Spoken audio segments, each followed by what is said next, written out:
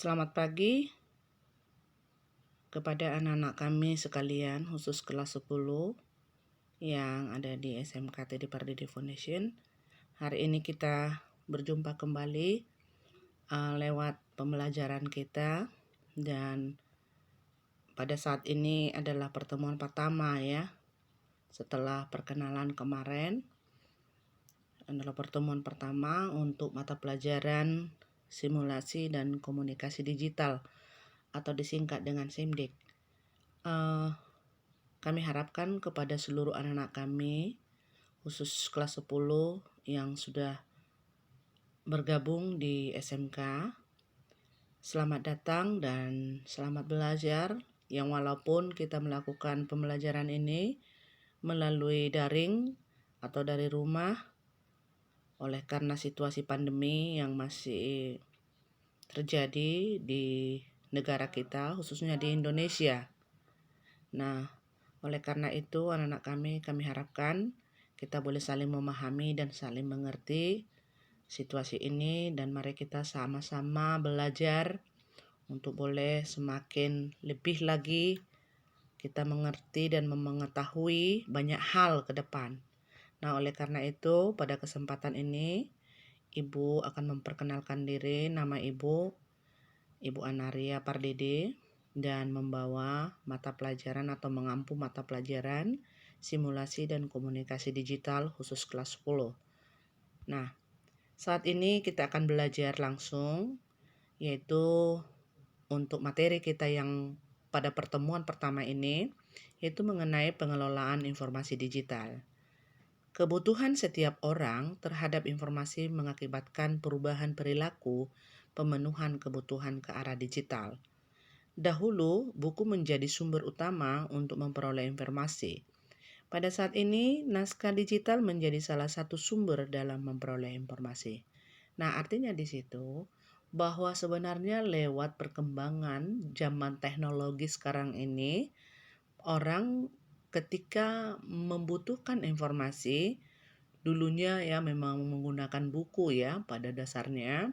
Tetapi sekarang ini ketika orang ingin membutuhkan informasi atau membutuhkan apa saja pun ya, untuk khususnya pengetahuan, ya artinya sudah bisa menggunakan pengelolaan informasi digital ini karena perkembangan teknologi sekarang ini. Jadi artinya kalau kita mau searching ya, itu bisa kita lihat melalui internet atau melalui informasi digital saat ini. Nah, kemudian dalam penyusunan naskah digital yang baik, kemampuan seseorang dalam mengolah data perlu dikembangkan. Dengan pengetahuan tersebut, diharapkan seseorang mampu mengubah format file teks menjadi naskah digital, bahkan menambahkan video dan suara dalam naskah digital tersebut. Nah, yang menjadi tujuan utama, kenapa kita harus belajar dalam pengelolaan informasi digital ini untuk anak-anak kami sekalian, yaitu adalah bagaimana kita mampu untuk boleh mengolah data. Ya, artinya sesuai dengan perkembangan zaman sekarang ini. Jadi sekarang ini kalau orang mengolah data sudah menggunakan komputer ya nak. Jadi bukan lagi secara manual, tetapi semuanya sudah mengolahnya dengan menggunakan komputer. Dengan pengetahuan tersebut diharapkan seseorang mampu mengubah format file teks menjadi naskah digital, bahkan menambahkan video dan suara dalam naskah digital tersebut. Artinya di situ bahwa sekarang ini file-file yang kita olah pun di dalam digital sudah bisa kita tambahkan misalnya video ya, atau berupa suara ya, seperti presentasi Ibu pada hari ini juga ya. Nah, itu adalah merupakan salah satu contoh daripada pengelolaan informasi secara digital. Jadi artinya Ibu membuat video, mendengarkan suara ya, itu juga adalah pengelolaan informasi digital. Itulah contohnya, ya nak ya. Kemudian, perkembangan digital memungkinkan mewujudkan naskah nirkertas, bahkan naskah maya yang memberi kemudahan untuk dibawa, disimpan, dan dibaca ketika diperlukan. Teks yang menjadi hakikat buku dapat disimpan dalam bentuk digital. Nah, maksudnya di situ, Nak, kalau dulu kan kita harus menulis di kertas ya, menulis di kertas, di buku. Tetapi sekarang ini sudah bisa kita menyimpan file atau menyimpan arsip data ya melalui apa? Melalui komputer kita, melalui Android ya. Laptop pun bisa kita bawa-bawa kemana-mana. Kemudian Android kita bisa kita bawa kemana-mana karena sudah mampu menyimpan naskah digital di sana. Jadi oleh karenanya memang adalah merupakan satu kebanggaan tersendiri kepada kita kalau kita sudah memahami dan mengerti penggunaan daripada digital ini ya. Nah, oleh karenanya dikatakan di situ tadi, perkembangan digital memungkinkan mewujudkan naskah nirkertas bahkan naskah maya yang memberi kemudahan untuk dibawa, disimpan dan dibaca ketika diperlukan. Nah, sekarang ini karena sudah ada laptop ya, sudah ada Android dan lain sebagainya sebagai naskah digital, sudah gampang kita misalnya untuk belajar ya. Kita bawa kemana-mana kalau kita misalnya pas liburan atau pergi kemana ya bisa kita bawa, kita belajar di sana ya. Nah, itulah kemudahan-kemudahan yang dijanjikan ketika kita belajar mengenai pengelolaan informasi digital ini. Nah, kemudian pengelolaan informasi digital memuat materi tentang bagaimana pengolahan informasi digital yang didapat dari hasil pencarian mesin pelacak, menyimpan hasil pelacakan atau mengolah memformatnya menggunakan perangkat lunak pengolah kata dan pengolah angka, kemudian melakukan persiapan untuk mengkomunikasikannya menggunakan perangkat lunak pengolah presentasi dan menyampaikan pengolahan informasi dengan teknik presentasi. Jadi itu adalah merupakan salah satu contoh ya daripada uh, Microsoft Office ya. Jadi artinya sekarang ini sudah ada ya, kalau Microsoft Office itu jenis-jenisnya ya, misalnya seperti Microsoft Word untuk mengolah teks ya, Microsoft Excel untuk mengolah angka, Microsoft PowerPoint untuk presentasi, kemudian Microsoft basis data ya, database itu juga, atau akses disebut dengan akses, itu adalah merupakan kelompok daripada Microsoft Office. Itu sudah menjanjikan untuk bisa kita lebih gampang untuk mengolah informasi ya. Nah, berdasarkan kepemilikan dan hak pemakaian, perangkat lunak dapat digolongkan menjadi dua kelompok, yaitu perangkat lunak yang dilindungi hak cipta, itu namanya proprietary software ya. Itu. Jadi artinya sudah ada perangkat lunak ini yang dilindungi oleh hak cipta ya.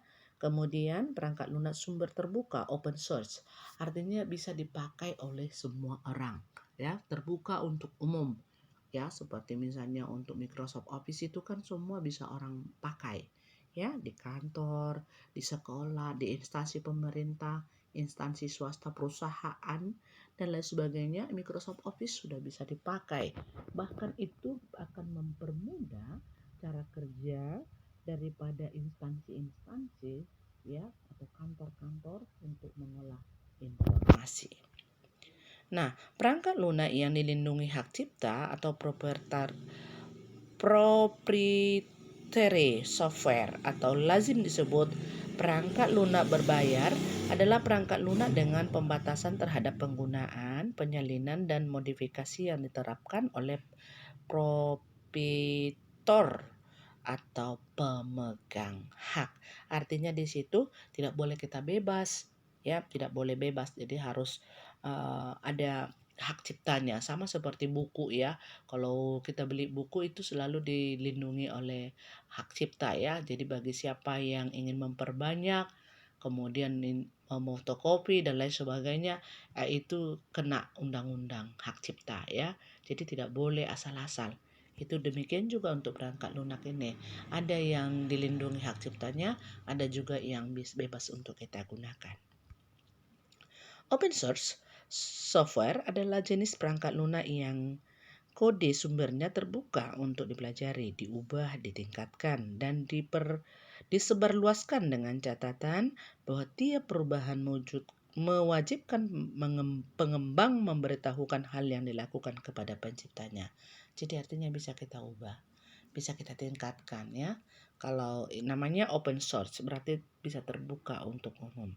Ya, tapi yang jelas ketika kita mengubah atau meningkatkannya, kita harus tetap juga menyampaikan bahwa kita sudah melakukan perubahan atau peningkatan kepada pemilik atau juga kepada pencipta perangkat lunak atau software tersebut. Nah, program aplikasi atau perangkat lunak yang umum digunakan dalam mengolah data ini adalah paket aplikasi perkantoran.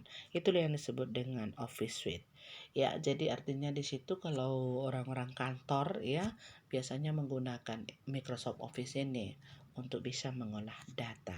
Ya, tadi Ibu sudah singgung bahwa jenis-jenis daripada Microsoft Office adalah yang pertama Microsoft Word untuk mengolah teks ya, kemudian Microsoft Excel untuk mengolah angka ya, jadi hitung-hitungan di sana lah ya digunakan. Kemudian Microsoft PowerPoint itu adalah program presentasi. Jadi kalau misalnya bosnya ya atau ada meeting atau rapat dalam satu kantor atau instansi bisa menggunakan Microsoft presentasi atau presentasi ini ya atau PowerPoint untuk boleh menyampaikan materi.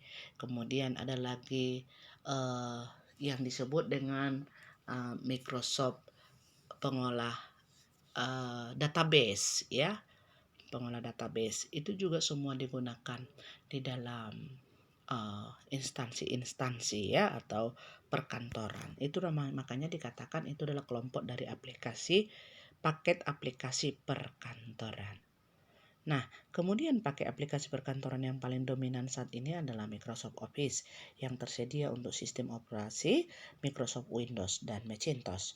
Paket aplikasi perkantoran seperti Microsoft Office atau Lotus Smart Suite merupakan contoh proprietary software ya. Adapun beberapa paket perkantoran lainnya seperti OpenOffice, Kingsoft Office 2013 atau LibreOffice adalah contoh aplikasi perangkat lunak yang daripada open source itu tadi.